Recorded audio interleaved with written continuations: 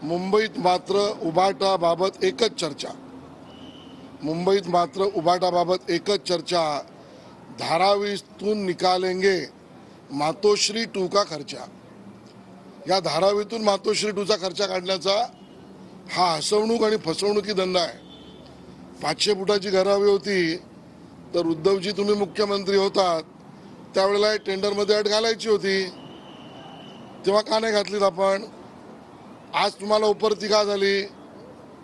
मुंबईला आणि राज्याला काही विकासातून मिळालं की ज्यांची पोटदुखी होते ते म्हणजे उबाटा, आणि त्यामुळे हा यांच्या पोटदुखीचा कार्यक्रम आहे।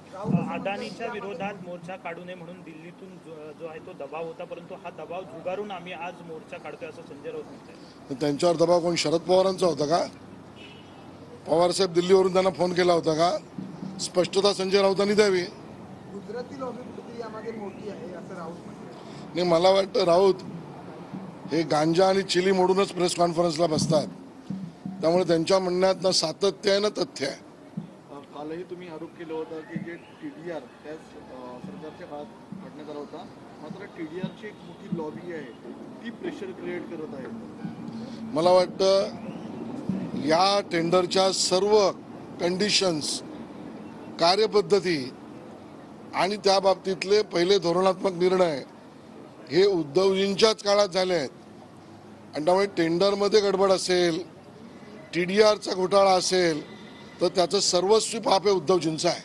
आज भाजपची अत्यंत महत्त्वाची बैठक आहे, ती पार पडते। लोकसभेच्या माध्यमातून तयारी देखील सुरू होताना पाहायला मिळते। काय नेमकी आहे, कशा पद्धतीची? आज भारतीय जनता पक्षाची प्रदेश पदाधिकारी बैठक आहे। यामध्ये सर्व जिल्हाध्यक्ष, सर्व लोकसभांचे निवडणूक प्रमुख, सर्व आमच्या आघाड्या मोर्चांचे संयोजक आणि अध्यक्ष, आमच्या सोशल मीडियाचे संयोजक, या सगळ्यांच्या माध्यमातून दिवसभर राज्यातील सर्व 48 जागांवर महायुती जिंकण्यासाठी करावा आणि केलेल्या गोष्टींचं सिंहावलोकन आणि करणाऱ्या गोष्टींचं नियोजन याची बैठक आहे।